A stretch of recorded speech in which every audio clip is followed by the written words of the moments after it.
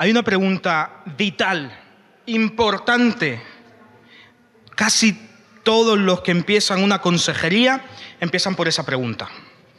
Y el consejero suele entonces preguntarle al que viene pidiendo consejo, ya sea matrimonial, familiar, filial, paternal, de estudio, de trabajo, etcétera, cualquier estilo de consejo. Una de las preguntas que siempre se hacen es: ¿dónde te ves de aquí a 1 año? ¿Dónde te ves de aquí a 5 años? ¿Dónde te ves de aquí a 10 años? Mira, tan importante es esta pregunta que incluso las grandes empresas se la hacen constantemente. Y piensa en la gran empresa que tú quieras, de tecnología, de coches, de alimentos incluso. Y seguramente tienen un plan de aquí a no solo 10 años, 20, 25 años. ¿Sabes? Viene el Mundial el año que viene. Y Japón se ha propuesto que para 2050 tiene que haber ganado un Mundial. Y todo su trabajo va por esa línea. Porque es una de las preguntas más importantes que se puede hacer una persona. ¿Dónde estaré de aquí a 1 año? Corto plazo. De aquí a 5 años, mediano plazo. De aquí a 10 años, largo plazo. Y plantéalo tan largo, tan corto como pueda ser. Y el gran plazo, entonces me propongo metas a mediano plazo. Y para lograrlas de mediano plazo, me propongo metas a corto plazo. Es una de las preguntas típicas, no fallan en una consejería. Y esta es la misma pregunta que se le hace a una pareja, pues por ejemplo, cuando acaba de empezar. Ya sabes, los novios que están empezando. Y entonces yo, como buen pastor, iré y le preguntaré: oye, ¿y dónde os veis de aquí a 1 año? ¿De aquí a 5 años? ¿De aquí a 10 años? Y según su respuesta, pues yo ya sabré más o menos qué tan en serio van. Porque te lo van a dejar muy en claro. Pero también se usan para las personas que acaban de comprometerse. Ya es un noviazgo que no acaba de empezar, sino más bien van a dar el siguiente paso. Vale, bien, qué bueno, todos contentos, les damos la enhorabuena, pero ¿dónde os veis de aquí a 1 año?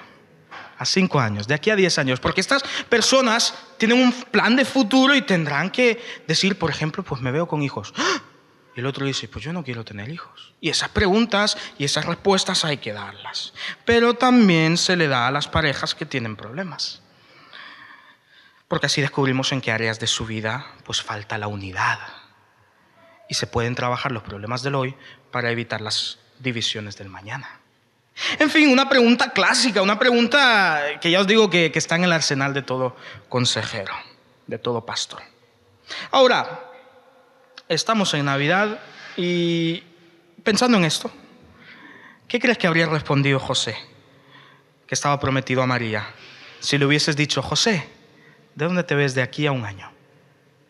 ¿Dónde te ves de aquí a 5 años? ¿De aquí a 10 años?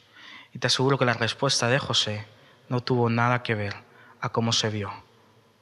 De fecha a 1 año, fecha a 5 años, fecha a 10 años.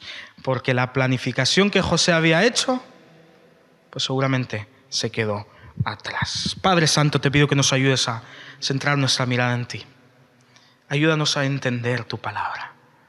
Gracias, Señor, porque es un gozo poder abrirla con plena libertad.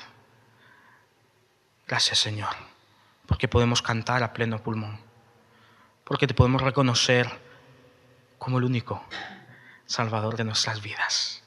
Y gracias, Señor, porque esto lo hacemos, pues tú has sido fiel a tu palabra y tú trajiste un Salvador, al cual amamos, adoramos y glorificamos. Y reconocemos como el único en el que hay Salvador. Salvación, Señor. En el soberano, en el precioso, en el maravilloso y en el milagroso nombre de Cristo Jesús. Amén y amén. Pues igual que ocurrió con María, José no era nadie especial. Estamos estudiando los personajes navideños. Estuvimos estudiando el domingo pasado a María.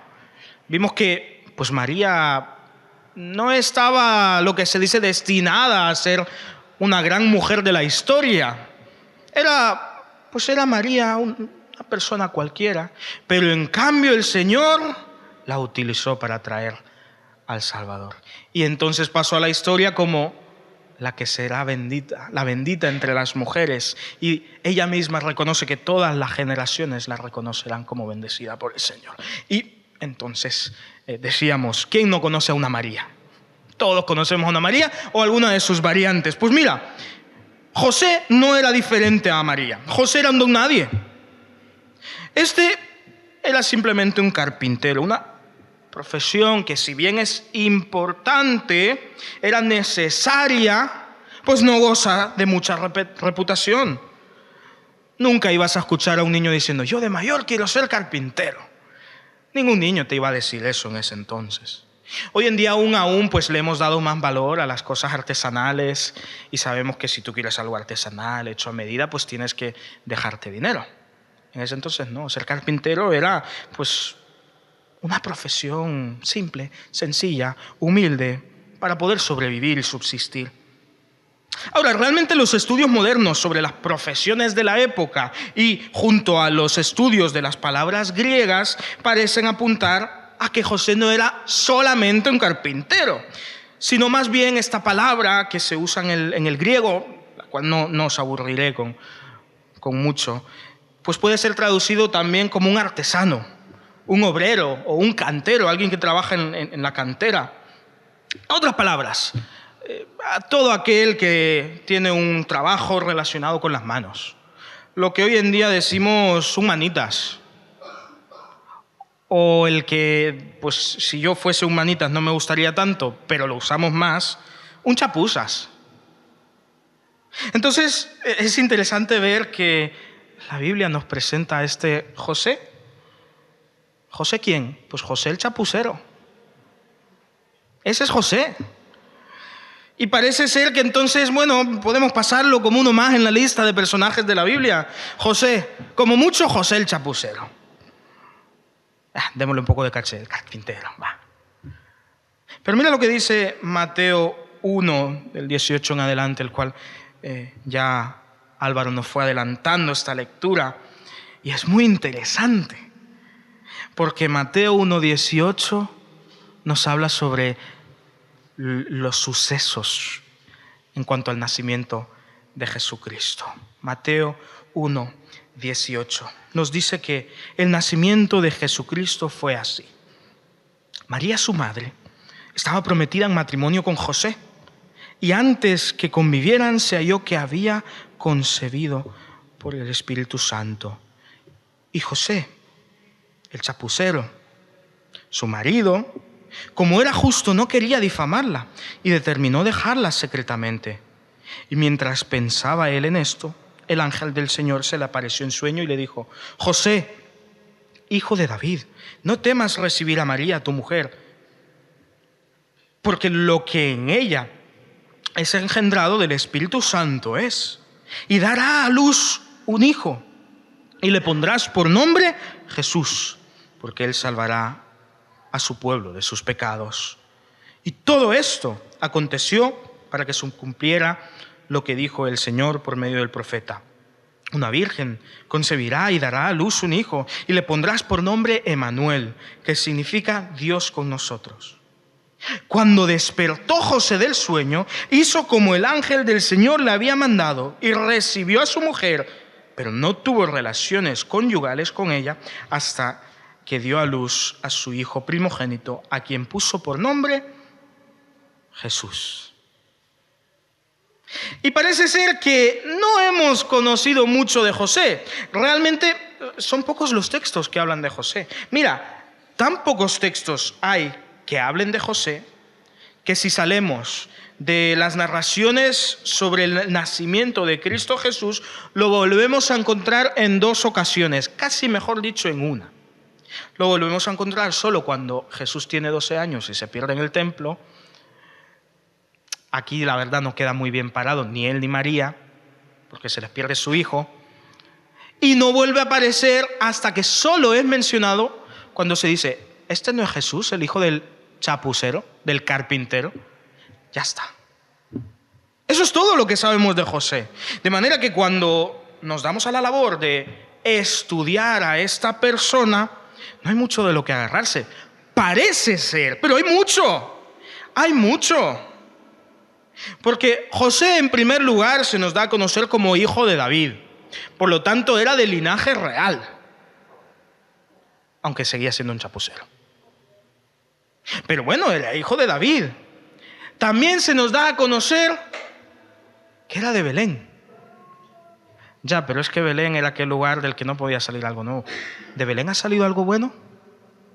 Por lo tanto, sí, era hijo de David, pero era un carpintero. Y aunque era de Belén, de donde nació David, pues la verdad es que era más bien un pueblito, algo que no tenía mucha importancia. Incluso digamos que la reputación no le precedía.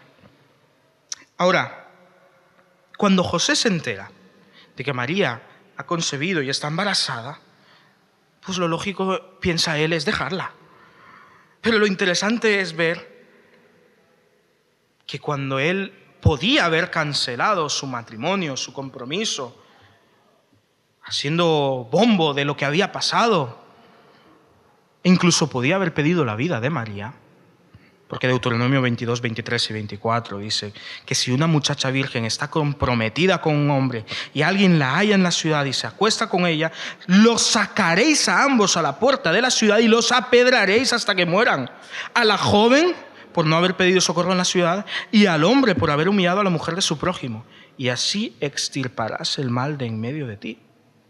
Y ahora José encuentra que su prometida está embarazada. Pero el texto nos dice que José, versículo 19, su marido era justo y no quería difamarla. Por eso determinó dejarla en secreto. Podía haberla sacado a las puertas de la ciudad y hacer que la apedrearan, porque ese era el castigo por el adulterio. Podía haberlo hecho. Pero en cambio habría cogido la carta de repudio, habría ido con 2 testigos y se la habría entregado en mano a María. Ahora, María no engañó a José, pero lo lógico era pensar eso. Y entonces interviene el Señor. Y en medio del sueño le dice, José, no temas recibir a María, porque lo que ella ha engendrado es del Espíritu Santo. Entonces hemos conocido a José como un hombre justo, un varón justo. Y ya nos gustaría a todos tener ese atributo. Sí, a mí llamadme el chapuza si queréis. Pero que todos sepan que soy justo, pues hombre, creo que prefiero ser varón justo a ser rey. Y José era justo, aunque no era rey. Y no quería difamar a María, porque era un hombre con un carácter sencillo, un carácter considerado. Era misericordioso e incluso dispuesto a perdonar. Él no era un hombre vengativo, no era un hombre pasional. Él practicaba la piedad. En otras palabras, José era ejemplar. Claro que era ejemplar. Entonces, qué interesante es ver que pasa la historia porque es un hombre ejemplar. Porque él podía haberse ido y haber dejado a María. Y la historia del nacimiento del Señor sería muy diferente. Pero, ¿quién es el que le dice a José que es hombre justo, sino el Señor? Por boca aquí de Mateo. José, su marido, como era justo, no la quería difamar y determinó dejarla en secreto. Pero aparte de ser un hombre justo, versículo 24, vemos que él recibe el sueño de parte del Señor y cuando despertó José del sueño, hizo como el ángel del Señor le había mandado y recibió a su mujer. Entonces José era justo y José era obediente y recibe a María. No solamente es un hombre temeroso del Señor, sino que es un hombre que al recibir las órdenes del Señor obedece inmediatamente. No espera, no actúa con demora. Tras conocer por boca del Señor, mediante un ángel, que María esperaba al Salvador de nuestros pecados, entonces José recibe a su mujer. Hace que me preguntes ciertas cosas. Hermanos, ¿qué pasaría en nuestra vida si fuéramos rápidos en obedecer lo que el Señor nos ha dicho? Porque José era rápido en obedecer. ¿Qué pasaría si dejamos de hacer tanto tiempo entre la orden de Dios y la obediencia de nuestras manos? Porque José era justo. Y era obediente. Y más que obediente, era rápido en obedecer. Y nosotros muchas veces conocemos la voluntad de Dios, pero dejamos que el tiempo pase. Ya lo haré. Y la vamos posponiendo. José no era así. José era un hombre ejemplar. Versículo 25. Hemos visto que su obediencia se refleja porque recibe a María. Versículo 25. No tuvo relaciones conyugales con ella hasta que dio a luz a su hijo primogénito, a quien le puso por nombre Jesús. Segunda manera en la que vemos la obediencia de José es que después de haber nacido, José le pone el nombre que el Señor había ordenado ponerle. Eso es lo que el Señor le había dicho que tenía que hacer.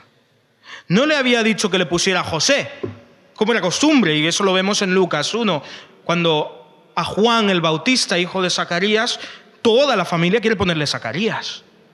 Y su madre dice, no, el Señor ha dicho que se llame Juan y se tiene que llamar Juan porque el Señor así lo ha dicho. Y entonces van a Zacarías a ver si con él pueden lograr que se llame Zacarías. Y Zacarías, que está mudo en ese momento, y esto lo hemos estudiado los martes, entonces escriben una tablilla, Juan es su nombre. Lo normal es que José hubiese nombrado a Jesús pues con su nombre, José, pero no, porque José es obediente. José es obediente. Versículo 21, dará a luz un hijo y le pondrás por nombre Jesús, porque él salvará a su pueblo de sus pecados. Y dio María un hijo, y se nos dice, versículo 25, que el que le pone el nombre es José, porque José es obediente.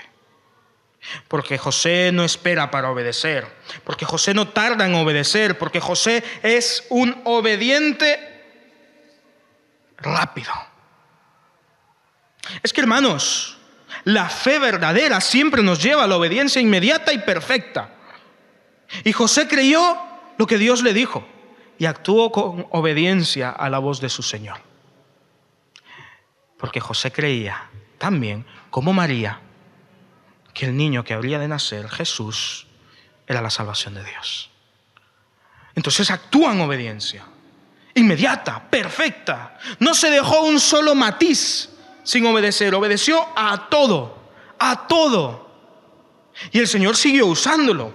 Aquí tenemos que saltar entonces a Mateo 2, versículo 13 al 16. En medio tenemos la narración de los magos de Oriente que llegan buscando al rey que había nacido entre los judíos. Y lo buscan en el palacio y Herodes le dice, ¿quién es este?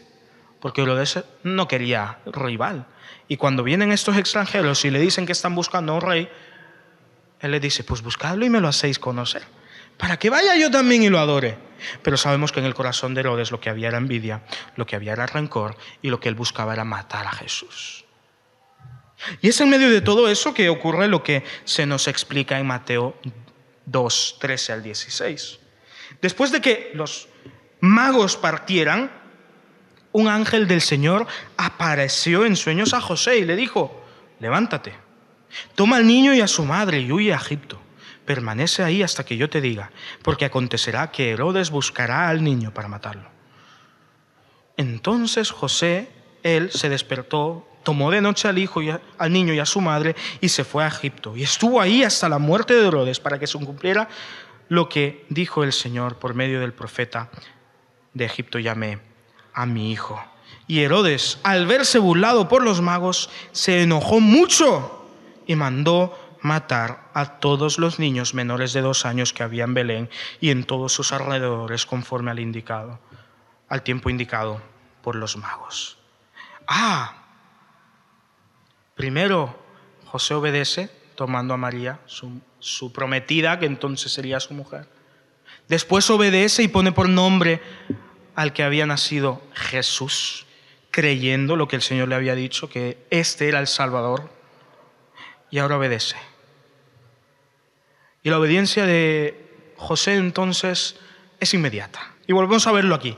Se levantó en medio de la noche, cogió sus cosas y se fue. Inmediato.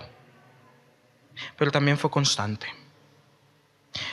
José obedeció antes del nacimiento de Jesús, toma a María su mujer. Cuando nació Jesús, lo nombra con este nombre. Y después de haber nacido Jesús, Entonces la obediencia no fue un pequeño matiz temporal en el carácter de José, era constante. Porque todos somos obedientes, pero la pregunta es, ¿constantemente obedientes? ¿Rápidamente obedientes? ¿Perfectamente obedientes? Todos nos creemos obedientes, pero quizás no todos somos como José. Entonces, tras la visita de los magos, se vuelve a presentar un ángel a José y le ordena huir con su familia, porque Dios sabía perfectamente que Herodes buscaba matar al Salvador del mundo.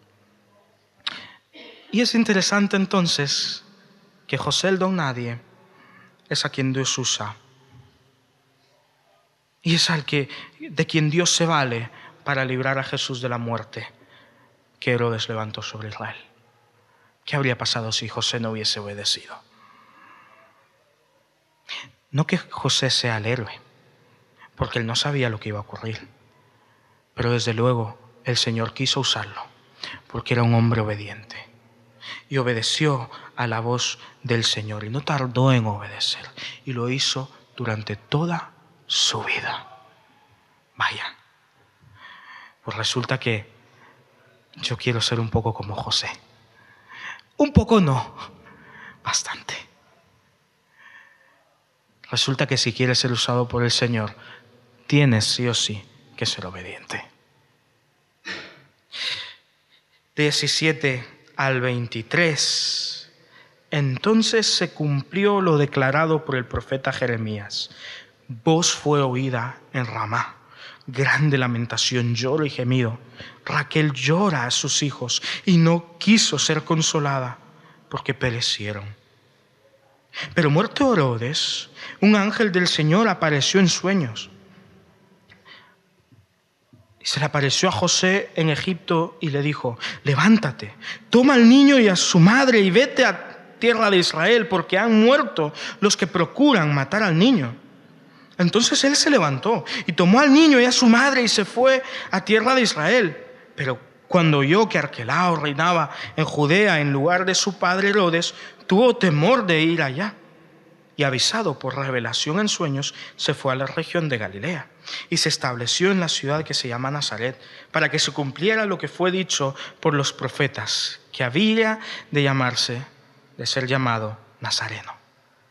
Y esa es la razón por la que conocemos a Jesús como Jesús de Nazaret, aunque no nació ahí. Hemos visto que entonces José obedece tomando a María. José obedece nombrando a el pequeño como se le había ordenado Jesús. José obedece y huye a Egipto, salvando así la vida de Jesús cuando era un infante. Y en último lugar vemos que José obedece y de esa manera el Señor cumple su palabra. Versículo 17, entonces se cumplió lo declarado por el profeta Jeremías. Versículo 23, para que se cumpliera lo dicho por los profetas. Mira, qué interesante. Por supuesto, Dios habría cumplido su palabra con José o sin José. Sí, pero ¿y la bendición de José? De haber sido usado por el Señor para que varias de las profecías establecidas años, siglos antes, pues es una bendición de la que pocos han podido gozar. Porque Dios siempre cumple con su palabra. Y sin lugar a duda, ser parte del fiel cumplimiento de estas palabras del Señor es la más grande bendición que un hombre puede gozar. José, el hombre justo y obediente al Señor. Entonces tenemos a un personaje del cual no sabemos mucho, pero sabemos lo suficiente, del que no se nos vuelve a hablar mucho. De aquí, pues como podréis ver pasando página, veréis que se les pierde Jesús en el templo cuando tiene 12 años y no volvemos a saber nada de José. De manera que muchos estudiosos dicen que seguramente José murió antes de que Jesús empezara su ministerio, Porque no lo vemos cuando Jesús ya es el maestro, cuando empieza a trabajar. Sí vemos a María, pero no vemos a José, no lo vemos cuando Jesús es crucificado. Pero si te preguntan, ¿y quién es José? ¿Quién era José? Pues José era el chapuzas, al que todos llamaban cuando necesitaban que algo se cumpliera. Era un hombre sencillo, un hombre que se casaría con una mujer también sencilla y vivirían una vida pues que no tendría nada que destacar. Pero este José, el chapucero, era alguien dispuesto a cumplir con las órdenes, no solo de los que lo contrataban, sino por sobre todo del Señor. Y José cumplía, y José obedecía, y José escuchaba. Y hasta en 3 ocasiones se le apareció un ángel y le dio órdenes. Y hasta en 3 y 4 ocasiones vemos que él obedece al pie de la letra, porque José era un varón justo. Y tuvo el privilegio más grande que ha podido tener un ser humano sobre la faz de la tierra, de criar a Jesús. De manera que aún hoy en día le llamamos el padre adoptivo de Jesús. Por eso los José son Pepe, las iniciales en latín de padre adoptivo. Y todos conocemos a un José, así como todos conocemos a una María. Y este José el chapucero pasó a la historia porque era un hombre justo y era un hombre obediente.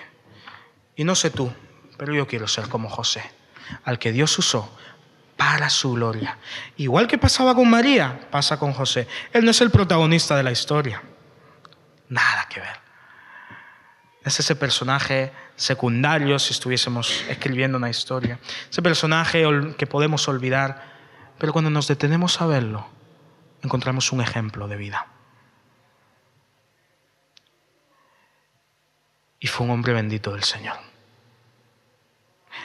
porque crió a la bendición para la humanidad. Y por supuesto el protagonista siempre es Cristo Jesús. La pregunta es, ¿caminarás en la justicia de Dios? ¿Obedecerás a su voz? ¿Vas a ser lento en obedecer? ¿Vas a obedecer un poquito solo? ¿O vas a ser rápido en obedecer, perfecto en obediencia? De lo contrario no podrás ser llamado el justo, como fue con José. Padre Santo, gracias, Señor, por estos ejemplos que nos das.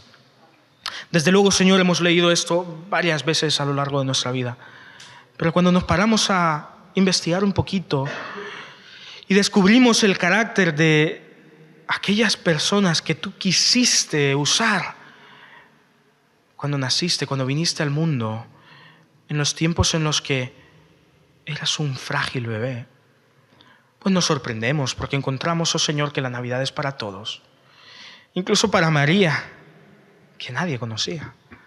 O para José, el chapucero. Señor, gracias.